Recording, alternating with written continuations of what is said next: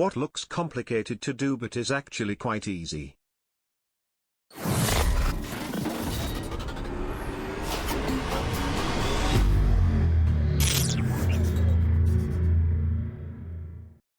Using a PC. I've worked in a training capacity before and I found that most people's problems are not the difficulty, but rather being intimidated and feeling overwhelmed.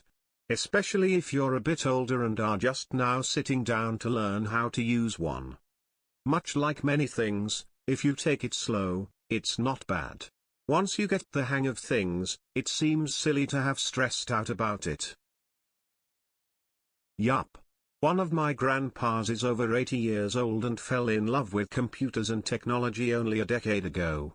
One of my cousins taught him how to use it, and by watching educational videos he's taught himself so much. Last time I came to visit he streamed a video recording he had, of himself playing the guitar and singing, from his tablet to the TV. No one had taught him that, but he even had the Bluetooth speakers set up and was so proud singing along while he showed it to us. He has learned how to edit videos, he keeps a lot of his own lyrics in a Word document and takes pride in filing and organizing all the family photos on his computer using a scanner. Super impressive for a man his age. Meanwhile, my mum calls me almost every week to ask me her password to Netflix or how to delete comment off Facebook. Basic sewing. Things like simple hemming, sewing buttons are easy to learn and will make your life easier. If you keep learning, it's amazing to be able to fit your own clothes. Right. A friend told me that she was going to have her pants dry cleaned because a button had come off and they would replace it for her. What? Baking. Can you follow a recipe? Can you measure? Can you time things with a clock? Then you can bake. Not saying it doesn't take a tremendous amount of skill to become a great baker, but to make things like cookies or cakes that aren't from a mix, it's not that complicated, yet everyone is amazed when you do it. Good life pro tip. Cooking is experimentation. Baking is chemistry. You often have to adjust ingredients, spices, and ratios when you cook because even doing something exactly the same as last time might not yield the same results. You just have to follow instructions when you bake, or else everything'll get fucked. Not following instructions exactly is how you get those really awful reviews people leave for recipes online.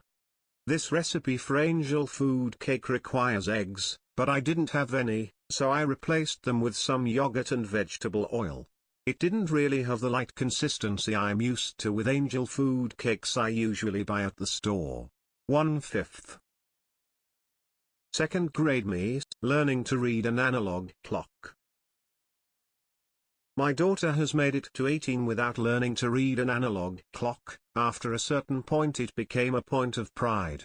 She's likely to become her school valedictorian, and she wants to say, "School taught me many things, but not how to read a clock."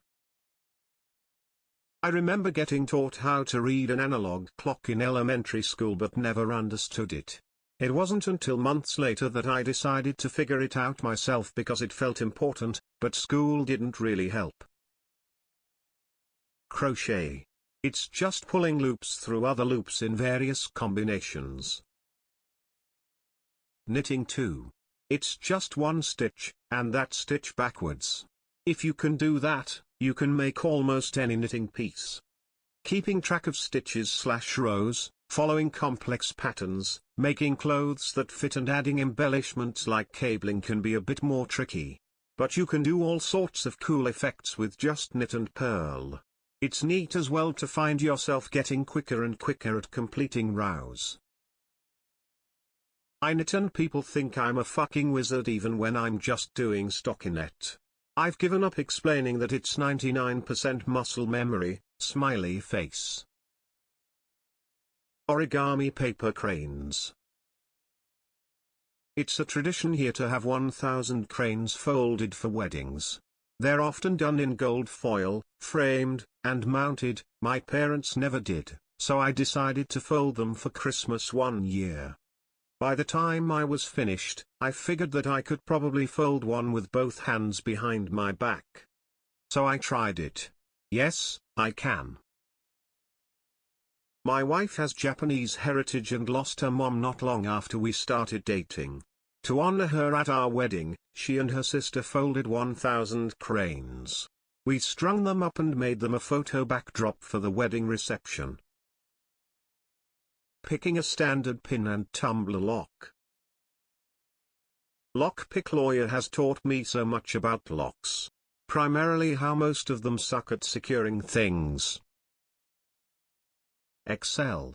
If you can use basic logic, and know a couple of powerful formulas, if, index/match, sum, etc., you can perform literal magic in the eyes of your co-workers. I don't think I had really done anything significant in Excel before this, but I come up with an idea to make a spreadsheet for a specific problem. Spend like a couple hours learning how to make an equation in Excel, how to lock rows and columns. Literally just Google everything. By the end of the day people are calling me a spreadsheet guru. Literally just Google everything. This is me with spreadsheets in work. People think I'm amazing at them. But mostly it's just, surely Excel must be able to do this. Google's here we go. When I was young I tried to spin a ball on my finger and couldn't do it. So I tried again and again. And within an hour I pretty much figured it out.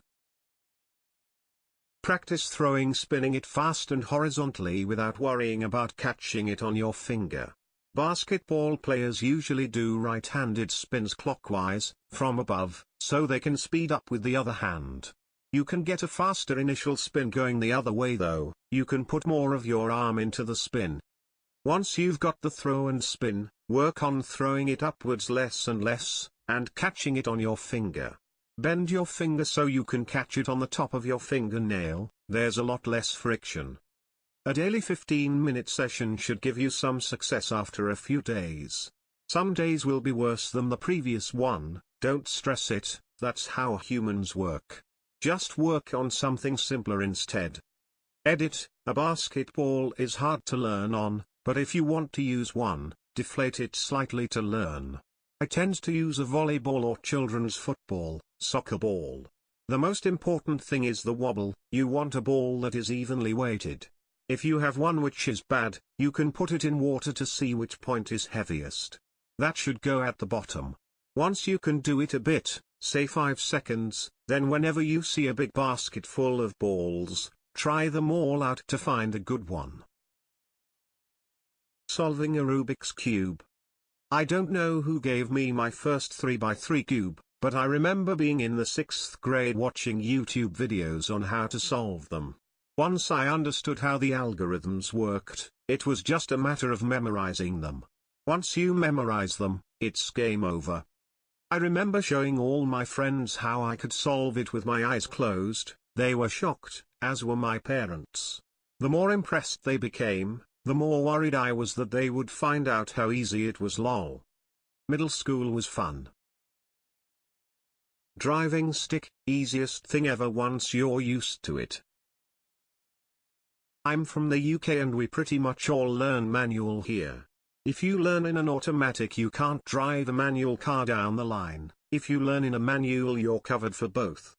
People who just learn in an automatic usually have a disability, like one leg or epilepsy. Replacing parts on modern appliances such as dishwashers and clothes washers. 90% of them are plug and play. If you know what the problem is, you can figure out what part you need from the net, order it online, and replace it yourself with minimal effort. Save yourself hundreds of dollars, and feel like a boss. Active listening. It's just listening to what people say to you and asking questions. You don't even have to ask hard questions. Sometimes you can just say something like wow, that seems underscore and it validates how they're feeling and makes them feel like you care. Because trust me, even the most oblivious of people tend to notice when people's eyes glaze over, even if they don't call you on it. Because trust me, even the most oblivious of people tend to notice when people's eyes glaze over, even if they don't call you on it. I agree with everything you say but this. I just finished an 8-hour shift on cash and some people are just that oblivious they can't tell that you've fallen asleep with your eyes open or are staring directly through them.